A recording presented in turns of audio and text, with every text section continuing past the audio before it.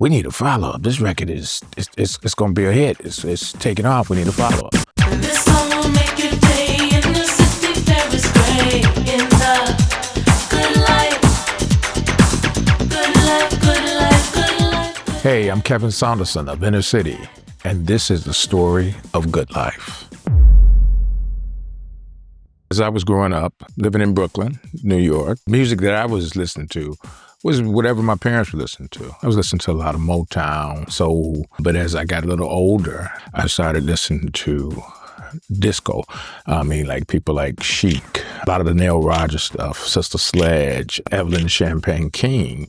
And then as I even got older, maybe 17, 18, I was going to the Paradise Garage. Larry was an enlightening experience for me because first of all, I never heard a DJ. If I did, it was like at my mother's party and they play records to the end. I remember going into the club.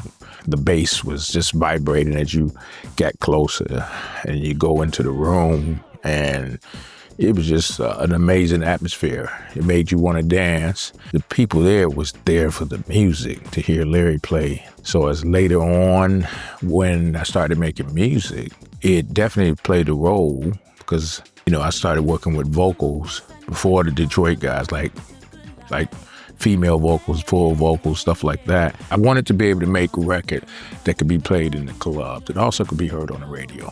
So that was important to me. So I always thought of Larry, and even when I made my underground records, I thought of the Paradise Garage. What would this sound like? I would visualize it. So Cream, yes, that was my first release. It came out on Metroplex at first, and then I re-released it and started my own label, KMS. As I said before, vocals was my thing. I wanted to do a vocal record, so that's my first stab at it. So I had no experience working with vocals. I didn't have a lot of experience making music, but I had the drive, I had the grit, I had the passion. Two things really helped.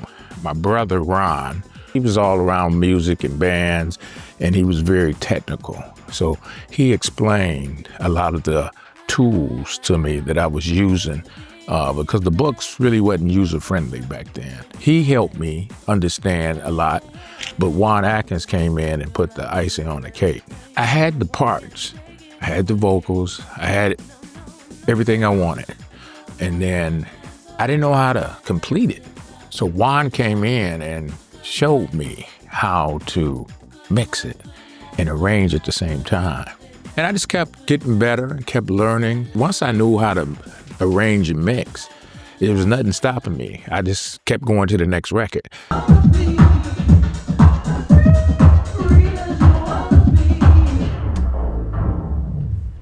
The connection between Chicago and Detroit was good. We would go and taking our records, giving them to Farley. He would give them to the other mix guys, DJ International, Gramophone Records. We would go just give them copies, right? Sometimes we would have boxes already of our records, like 50 to 200, and we'd take them down there, and they would just buy them right then and there. So that was exciting. I met a guy called Terry Housemaster Baldwin. He was a producer out of Chicago, just like the rest of those guys. And we became really cool, started talking a lot. So he came to visit me in Detroit. He was listening to music of mine. We're just playing stuff. He played me stuff, but I played him stuff that I had on reel, stuff that I hadn't finished. And he heard the music, the instrumental music to Big Fun. And he was the one who connected me with Paris. He said, man, you should use my singer on this. She'll tear this up. And that's really was the beginning of Inner City. I met Paris Gray. I sent her the instrumental.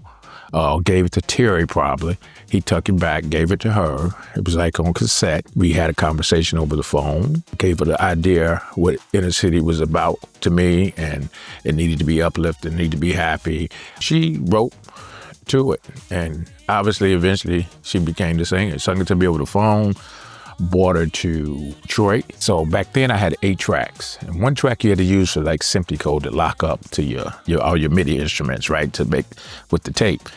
So I realized I didn't have no more tracks left.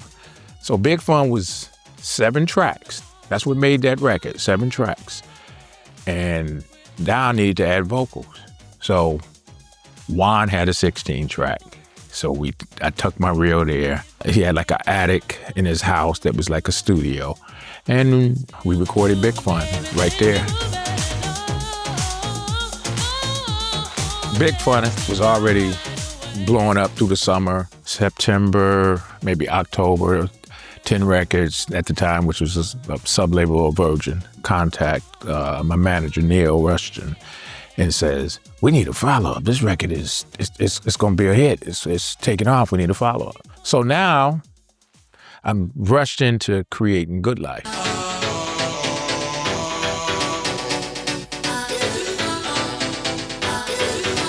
Let me take you to a place I know you wanna go. It's a good life. I'm in my apartment, and I called James up. I tell him it was time to do a follow-up. James never showed up. So now it's like, well, I got to get this done. My vision when I went into making Good Life was, how can I make something that connects to Big Fun? That was my thoughts, and still keep it uplifting. Basically, I just went in there and started vibing. I came up with the main riff pretty quick. I added a little string part, obviously did the drums, arranged it for what I had at the time. Then I sent it to Paris. Paris kind of did the same thing, kept it uplifting, happy, and instead of Big Fun now, it became Good Life. I knew right then I had something that was special.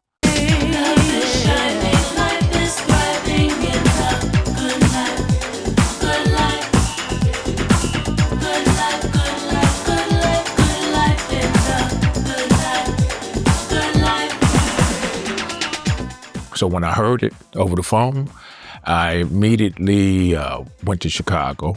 She recorded the vocals in Chicago at a studio that Steve Hurley worked out of. Well, I got the parts back, and I did my mix in Detroit, which really became basically the radio version. I added more parts after Paris vocals to support her, and I had my keyboard player come in. His name was Roy Holman, which was my fraternity brother. Just say, come on, man. I got this record. I want you to add some additional parts. And that's what he did. I mixed it in at Pearl Sound Studios in Detroit with a guy, engineer called Ben Gross. He was pretty advanced at the time, and he had a big Neve board. So that's really how Good Life happened. And it was right out the box. It was fire, you know. Everybody was going crazy for it. A lot of people wonder where I came up with this great sound, this great chord riff from Inner City. For those who don't know, do you know a record called Let's Get Brutal, Nitro Deluxe? So me and James, we were being experimental back then. So we took a note off the record, just like one note, and sampled it. One note that became a chord that we were able to play over the piano. So it wasn't like a sample when we stole something, but we were being creative and took that sound and blended it with another sound to come up with that magical feeling. We were using the tools we had to be creative, and sometimes you have to think outside the box. Sometimes when you create a record, you might take a loop from something to give you inspiration and you get rid of it. Well, that was one of the ones that really stood out. So I'll let people know that years later. Back in the day, I wanted to do different various projects. I had different emotions about music, so I kind of spread them. I went through something with vocals. I went through something very dark and deep, which is E-Dancer. Inner City, obviously, is more of my vocal project. I had no idea that something like this was gonna happen. I wanted to stay back and be a producer. I didn't mind DJing. Thought I'd make records to play for myself because I love the music, and then hopefully people like it when I'm playing it. Now I'm doing TV shows, I'm doing Top of the Pops, I'm doing stuff like Diana Ross on the same show I'm doing. I'm like, this is, I can't believe this is happening. One thing I learned through life, you can be prepared for sudden change, and it definitely was a sudden change, so I had to go with the flow. I was fortunate also that Paris, she was a natural in front of the camera. She just was. She was magical. So I could kind of hide a little behind that part and let her kind of, you know, she sung the song, so I wrote the song, so let her do her thing.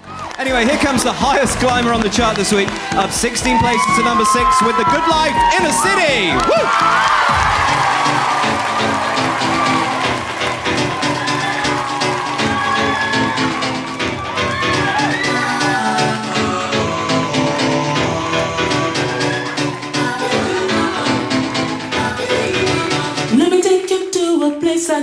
you wanna go? It's a good life. Hey. Yeah, it was different. I mean, you know, I'm playing a keyboard that it's not really no sound coming out. It's like a PA. Paris is singing. It was just completely different. It was pop. It was just pop music and pop success. Everybody that was on the show was having some kind of success in the charts, and we all were kind of in the same pot. That was something else.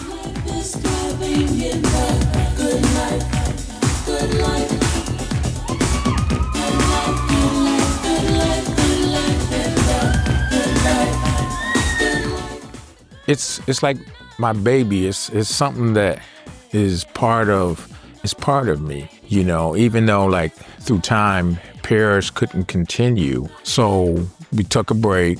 When I heard my son making music and it was sounding like me, and I was like, that sounds like something I would have did. That sounds like something I would have did. It just made sense to keep it going. We had so much great music from the past, and he liked working on vocals. I thought, well, I love making music. He loved making music. And we found a singer in Detroit that was local. She's a great performer. So I thought, let's just keep it going. So that's why it's still here today.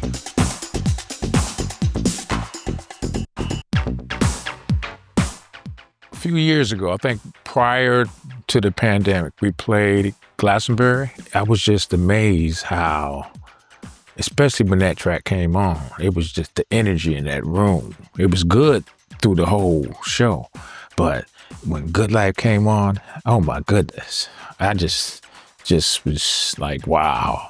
All these years later, so powerful. That just was special to me. Those records, especially Good Life, just touched so many people around the world. And, you know, you hear the stories, how it changed their life, how it's so magical, how it made them feel so good. It's a great feeling to know that I created something that can touch people in such a way.